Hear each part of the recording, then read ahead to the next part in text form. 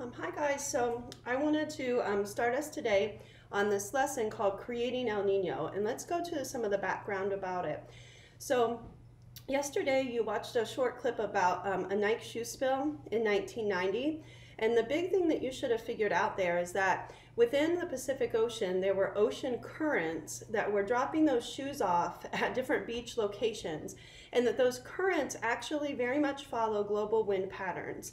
And so you remember on the first day I introduced the California drought, I had you brainstorm possible suspects, like who could be responsible, what could be causing California to be in this incredible drought. And in a couple classes, we had some students mention maybe it was something going on with the Pacific Ocean. And so honestly, you might be onto something there. And so what I'm going to be doing today is a couple of demonstrations about things that can happen in the Pacific Ocean. So let me put this up here to you. Okay, I know this is, no, that's pretty easy to see actually. This, I think I have to sneeze, 1 minute. Okay, sorry. So this is representing the Pacific Ocean. And so that is your first question there before the demonstrations. What ocean is it?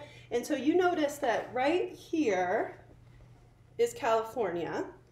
And then over here would be Asia. So I'm going to lay this map down, and I have labeled right here for you that this is Asia, and that would be the west, and here's California to the east. Now, one thing I want to make clear to you, I struggle with this a little bit. When I think California, I think out west. When I say California east, here's the deal. California is the eastern part of the Pacific, and Asia is the western part of the Pacific. So we have to keep that in mind. So now I have this bin that is going to be the actual Pacific Ocean, and I'm going to set it down right at the equator. So as you look at this bin with me, you'll notice that there are two different liquids in it.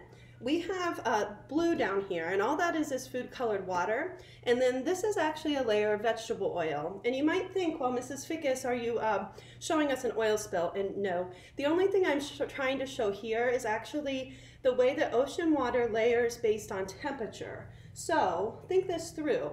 We've got the blue liquid on the bottom, and we've got the blue water on the bottom. We've got this vegetable oil layer on top. So which one would be the warmer layer? Well, which one has more direct access to sun? So that's obviously the oil layer. So let's go to question 2 and 3 now. What temperature of water does the blue represent that's down here? That would be colder ocean water because the sun can't get there as well. And then up here, the oil, question 3, that would be warmer. So keep this in mind, warmer, cooler water. Now, I have a hairdryer. And this hairdryer is going to be a global wind. And you might be thinking, okay, Mrs. Fickus, I remember that song, W-I-N-D. Okay, so we know that there are 3 big global wind patterns. Near the equator, we have the trade winds. Where we are, we have the westerly winds. And then towards the poles, they're the polar easterlies. So we have to think about, well, which of those wind patterns would mostly be influencing California? And it's actually the trade winds. The trade winds are close to the equator. Now let's think about it. Our winds are called the westerlies. They go from the west and blow to the east. Were the trade winds the same or opposite? And the right answer to that is that they are actually opposite. So we are going to start now. Oh, number 5, I'm sorry, I messed up. Number 4, the global wind the hairdryer represents, you should have trade winds there. And then this wind blows from the east and goes to the west. Okay, so there are 3 possibilities for the Pacific Ocean, and I'm going to list those out for you right now.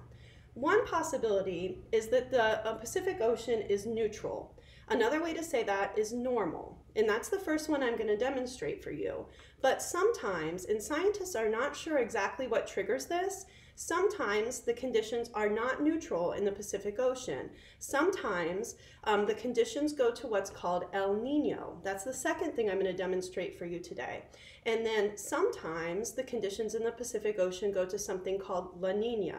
So again, we can either have it be neutral, which means normal, that's the first thing I'm going to do, El Nino or La Nina. And if you're just curious, where did these weird names come from? These the phenomena in the Pacific Ocean I'm about to show you, these climate patterns in the Pacific, they really influenced and were noticed actually in South America where they speak Spanish, and they noticed it around Christmas time the first time. So they called it El Niño, which means the boy, after the Christ child. And then they figured out that La Niña was the reverse, so they named it La Niña because it means the girl. So that's just the reason for the Spanish names there. Okay, so you'll notice that our first thing is creating neutral conditions, and I have sketched out 3 sketches, and I've actually outlined those sketches in different colors. And so as you watch this, you're going to be matching what I do to the correct color, okay? So I'm about to, again, this is creating normal conditions. Normally, the trade winds blow from the east to the west. And so I'm going to turn these on, and you're going to watch for what happens to the warm and cold water. And honestly, my hairdryer at school is like the perfect speed. This one is not quite so perfect. So I'm going to try, and I hope I can get it to show you what it should, but I may have to just describe it at the end. Okay, so here we go. Trade winds blowing from east to west across the Pacific. Okay, so you want to be looking by the side here. Oh, I can kind of see it.